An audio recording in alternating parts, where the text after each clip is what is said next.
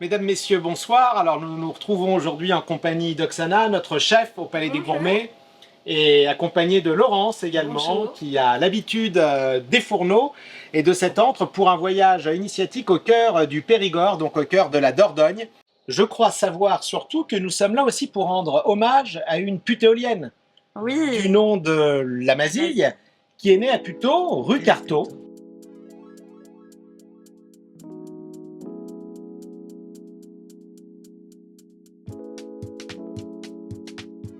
Donc là, on va pouvoir foncer la tarte dans le moule. Pour ça, on va commencer par beurrer notre moule. Donc là, on encercle la tarte. C'est plus facile pour avoir un rendu plus joli.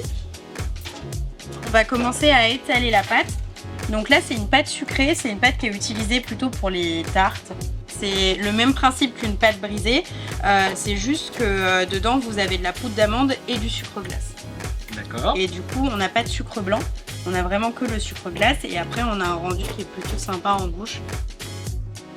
Et ensuite je vais venir la récupérer avec le rouleau.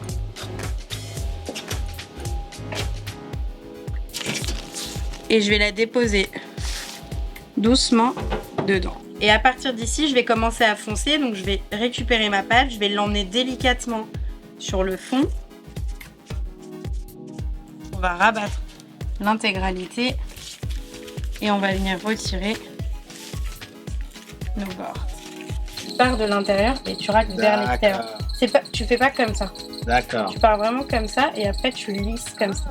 Une fois que je l'ai étalé, direction le frigo. Ouais, direction le frigo pendant Combien de entre temps? 15 et 30 minutes. 15 et 30 minutes, Ouais. d'accord. Et ensuite on va la piquer. Ça c'est pour éviter qu'elle gonfle. Il se peut que des fois elle gonfle, mais à mi-cuisson vous la poussez délicatement avec la fourchette et normalement elle ressort nickel. Là, on va la faire cuire 20 minutes à blanc. Donc à blanc, c'est une cuisson qui est directement dans le four comme ceci. Et elle va ressortir prête à être réenfournée une deuxième fois. Donc pour cette deuxième étape de la recette Oksana, nous allons concocter un caramel. Expliquez-nous sa réalisation. On va mettre de l'eau et du sucre à chauffer. Une fois que c'est bon, on va ajouter la crème, on va mélanger et on va rajouter le beurre et le miel pour stopper la cuisson. Et en fait, après, tu vas retrouver que le sucre. Et quand le sucre il va se retrouver tout seul dans sa casserole, il va commencer à brunir. Ok. À ce moment-là, on met la crème et on laisse cuire. Il nous reste un petit peu de temps, il faut attendre que les bulles elles partent. Je vous conseille de la crème liquide et pas de la crème fraîche parce que la crème fraîche ça résiste pas à la chaleur. Et puis après, je vous conseille une crème qui est à peu près à 30% de matière grasse, c'est meilleur pour un caramel.